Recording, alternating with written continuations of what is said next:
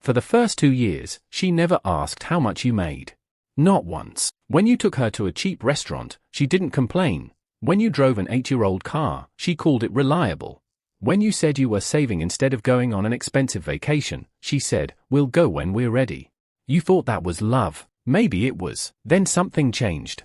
You got promoted. Your salary went from $58,000 to $86,000. You didn't tell her the exact number. You didn't think you needed to. You still lived in the same apartment. You still drove the same car. You still split dinners. Nothing about your relationship was supposed to change. But 3 months later, she casually sent you a picture of a $4,000 vacation. Wouldn't this be amazing? You laughed and said, "Maybe someday." She replied, "You can afford it now." You stared at that sentence longer than you should have, because you had never told her what now meant. A few weeks later, the apartment conversation started. Your place suddenly felt too small. Then the car conversation. Your car suddenly looked embarrassing. Then the restaurants. The places you used to love somehow weren't special anymore. Nothing was demanded directly. That's what made it difficult to recognize. There was no ultimatum, no argument, no sentence saying, "You need to spend more." Instead, the definition of a normal life quietly changed. And you started spending money not because you wanted those things, but because you didn't want to disappoint someone you loved. You didn't realize it yet, but this wasn't really a story about a girlfriend asking for more. It was about something much more dangerous. What happens when someone's expectations grow faster than your income, and you start calling that growth love? The first change was small.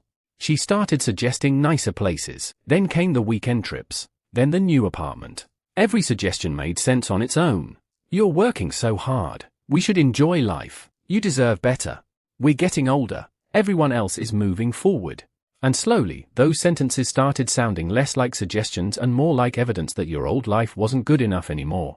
You didn't notice the trap because nothing felt forced. You were still choosing. That's how lifestyle pressure works when it comes from someone you love. Nobody has to take your credit card. They only have to change what you consider normal. 6 months earlier, spending $150 on dinner felt unnecessary. Now it felt cheap. A $1,500 vacation once seemed extravagant. Now it became something you were supposed to do twice a year.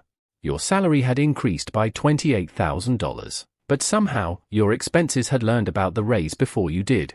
And then one Friday night, she said something that stopped you. You were sitting in the car outside a restaurant. She looked at your old sedan and said, "I just don't understand why you're still living like you make $58,000. You didn't answer, because technically, she was right. You didn't live like you made $86,000. You saved the difference. You invested it. You were building an emergency fund. You were trying to buy a house eventually. You had plans she knew about. So you asked her a simple question. Why does it matter? She looked confused. Because you're capable of more. You almost believed her. That was the dangerous part. Because there is a version of this story where she genuinely wanted more for you. And there is another version where your success had simply become something she could now measure. You didn't know which one you were living. Until you found the spreadsheet. It happened on a Sunday. She left her laptop open on the kitchen table while she went to shower. You weren't looking for anything. Then you saw your name. Not your name exactly. A spreadsheet. Monthly expenses. Rent. Travel. Restaurants. Car. Shopping. Entertainment. And at the bottom was a number. $7,400. You stared at it. Then you looked at the second column. Expected monthly lifestyle. It was higher. Much higher. You scrolled. There were notes beside some expenses. Once he gets the next raise. After we move. When he changes cars. When we're married. Your stomach tightened.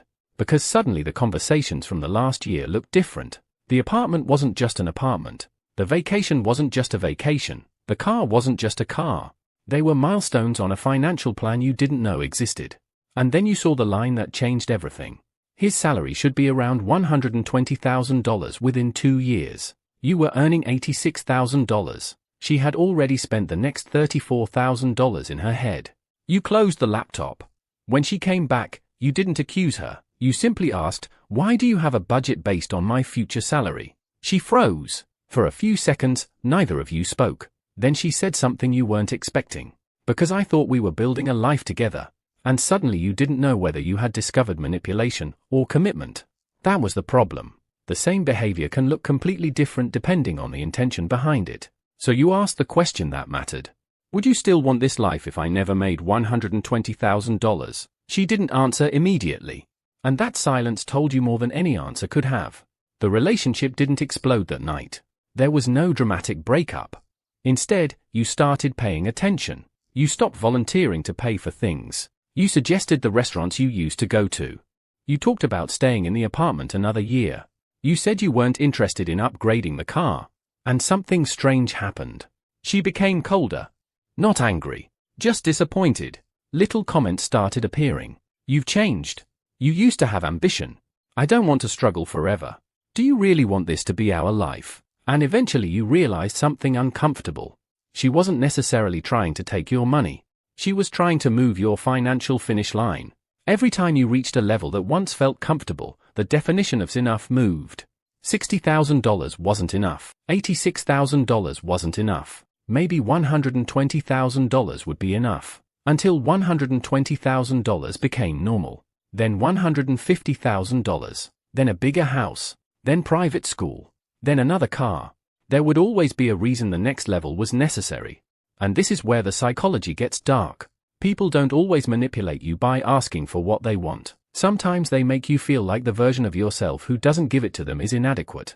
You begin proving your love through spending. You begin proving your ambition through income. You begin proving your success through possessions. And eventually, you can't tell whether you're building a life or performing one. Then she asked you the question you had been avoiding. Do you actually see a future with me? You looked at her. And for the first time, you understood that there were actually two different questions hiding inside that sentence. Do I love you? And can my income support the life you expect? Those are not the same question. And if you confuse them, you can spend 10 years trying to buy an answer. 3 months later, you ended the relationship.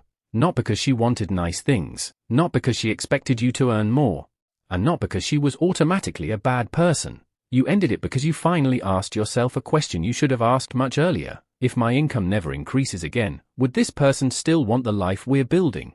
You already knew the answer. A year passed. Your salary increased again. But your lifestyle didn't. You kept your old car. You kept investing. You eventually bought a modest home. And strangely, you became happier.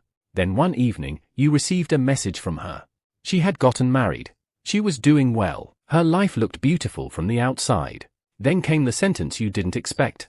I finally understand what you were trying to tell me. She told you her husband earned less than you. Their apartment was smaller. They traveled less. But she said something had changed. She no longer felt like every year had to be more expensive than the last. She finally understood that she hadn't actually wanted luxury. She had wanted security. And she had confused the two. You read the message twice, because there was one thing you had gotten wrong too. You had spent months thinking the villain was her. It wasn't. The real villain was the idea that love has to become more expensive as your income grows. That's the trap. Your partner can love you and still have unhealthy expectations. You can love someone and still become financially incompatible. And sometimes the hardest boundary isn't saying, I won't give you my money. It's saying, I won't spend my future just to prove that I love you. Because your salary isn't a measure of your love. Your car isn't a measure of your ambition. Your apartment isn't a measure of your success. And the person who truly wants to build a life with you shouldn't only be interested in how much your future might be worth. They should be interested in what the two of you can build without destroying it. Because the most dangerous financial relationship isn't the one where someone asks you for money. It's the one where you slowly convince yourself that spending more is the price of being loved.